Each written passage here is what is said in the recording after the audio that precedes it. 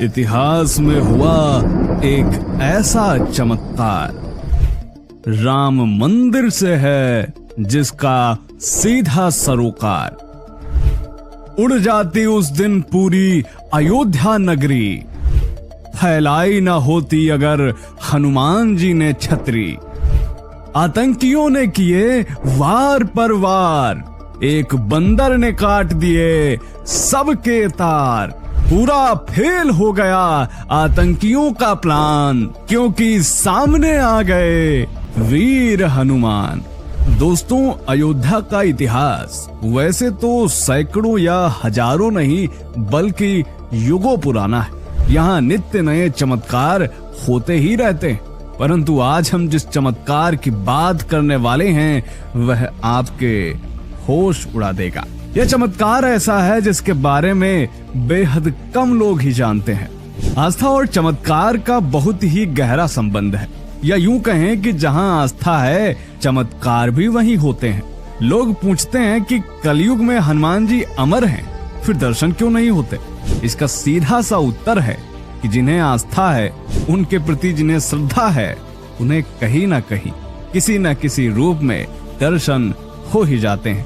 आज के इस वीडियो में हम अयोध्या की एक ऐसी सच्ची घटना आपको बताने जा रहे हैं जो शायद आपने पहले नहीं सुनी होगी, और यकीन मानिए यह वीडियो देखने के बाद निश्चित ही आपको हनुमान जी के अमर होने का एहसास हो जाएगा, और यह भी एहसास हो जाएगा कि अयोध्या कितनी पावन है। यह एक ऐसी घटना थी जिसने पूरी सरकार को हिला कर रख दिया। सुरक्षा एजेंसियां भगवान हनुमान के चरणों में नतमस्तक थीं। यह एक ऐसी घटना थी जिसने ना सिर्फ भारत बल्कि पूरी दुनिया को हैरान करके रख दिया था। तो दोस्तों, बने रहिएगा हमारे साथ वीडियो के अंत तक और कमेंट में जय बजरंगबली अवश्य लिखें। नमस्कार, स्वागत है आप सभी का। तो परिवार के एक सदस्य ने यह अनुरोध किया था कि 1984 में एक बंदर ने बम को डिफ्यूज कर दिया था, उस पर वीडियो बनाइए। तो दोस्तों, सबसे पहले आपको बता दें कि यह घटना 1984 की नहीं है, बल्कि यह घटना है 1998 की, जब एक बंदर ने चमत्कारिक रूप से एक ऐसा कार्य कर दिया था जिसने पूरे भारत में सनसनी मचा के रख दी थी। एक बंदर ने ऐसा कार्य कर दिया था कि पाकिस्तान में भी हनुमान जी की जय जयकार हो रही थी। लेकिन दुर्भाग्यवश यह घटना आज हमारी युवा पीढ़ी को नहीं पता है। सारे प्रमाणों के साथ यह हम बताने वाले। दोस्तों, भगवान श्री राम की पावन नगरी अयोध्या, जिसका शाब्दिक अर्थ है वह स्थान जहां कोई युद्ध ना हुआ हो, कोई लड़ाई झगड़ा ना हुआ हो, परंतु विडंबना देखिए कि उसी अयोध्या में 90 के दशक में युद्ध जैसी स्थिति उत्पन्न हो गई थी। सैकड़ों कार सेवकों के खून से अयोध्या लाल हो गई थी, और वर्ष 1992 में बाबरी ढांचा ढहाए जाने के बाद अयोध्या नगरी को अति संवेदनशील क्षेत्र घोषित कर दिया गया था। सच्ची खबरें भी दबा दी गई थी। उस समय भारत देश में कहीं भी बम धमाका होना आम सी बात हो चली थी। रेलवे स्टेशन, बस स्टैंड, अस्पताल, हर जगह एक सूचना पट लगा रहता था जिसमें लिखा होता था कि किसी भी लावारिस वस्तु को ना छुएं। लावारिस वस्तु की जानकारी होने पर पुलिस को सूचित करें। बाबरी ढांचा ढहाए जाने के बाद पूरी अयोध्या नगरी आतंकवादियों के निशाने पर आ गई थी। आतंकवादी लगातार पूरी अयोध्या में बम धमाके करने का प्रयास कर रहे थे, और एक दिन उन्होंने अयोध्या में कई जगह RDX प्लांट कर दिए।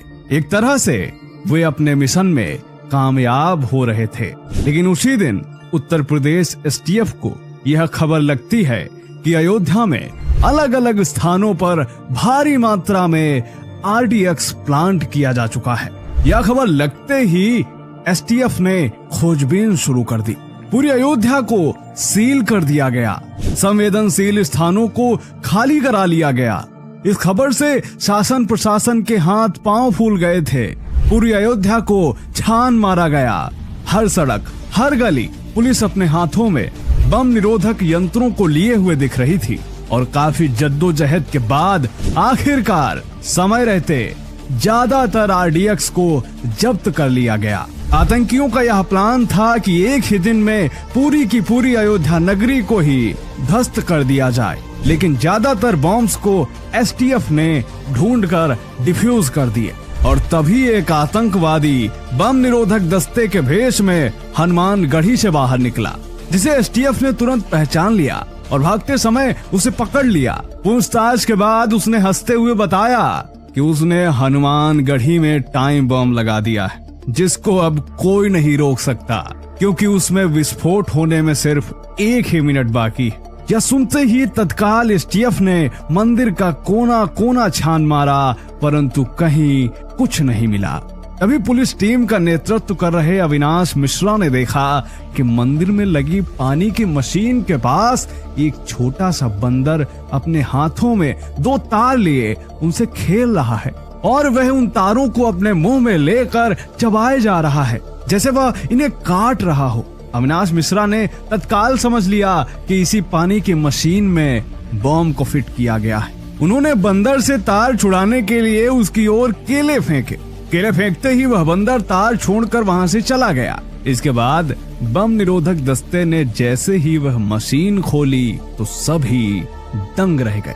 अविनाश मिश्रा का वह शक सही था, उस मशीन में ही टाइम बम लगा हुआ था। बम डिफ्यूज करने वाला उस वक्त दंग रह गया जब उसने देखा कि बम तो पहले ही डिफ्यूज हो चुका है। बम का टाइमर 3 सेकंड पर रुक चुका है। उसने आवाज लगाई, सर, उस छोटे से बंदर ने बम को फटने से रोक दिया है। उसने तार काटकर टाइमर को 3 सेकंड पर ही रोक दिया है। कुछ देर बाद सारे पुलिस दल ने देखा कि वही छोटा सा बंदर हनुमानगढ़ी के शिखर पर बैठकर कलश को सहला रहा है। उस समय सभी को यकीन हो गया कि निश्चित ही वो हनुमान जी हैं। पूरी की पूरी STF टीम साष्टांग दंडवत होकर उस बंदर को प्रणाम कर रही थी।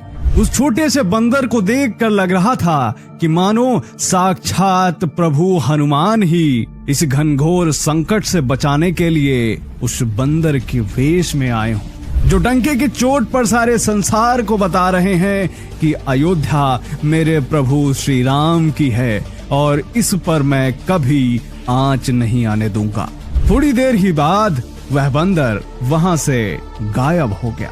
इस घटना के बाद वहां मौजूद STF टीम पसीने से सराबोर थी। तत्कालीन STF दल के लोग बताते हैं यह घटना ऐसी थी जिसने पूरी की पूरी टीम को स्तब्ध कर दिया था। दोस्तों, रामायण में भी यह प्रसंग मिलता है कि जब भगवान राम संसार से विदा ले रहे थे तो उन्होंने हनुमान जी को अयोध्या नगरी की सुरक्षा के लिए आदेश दिया था।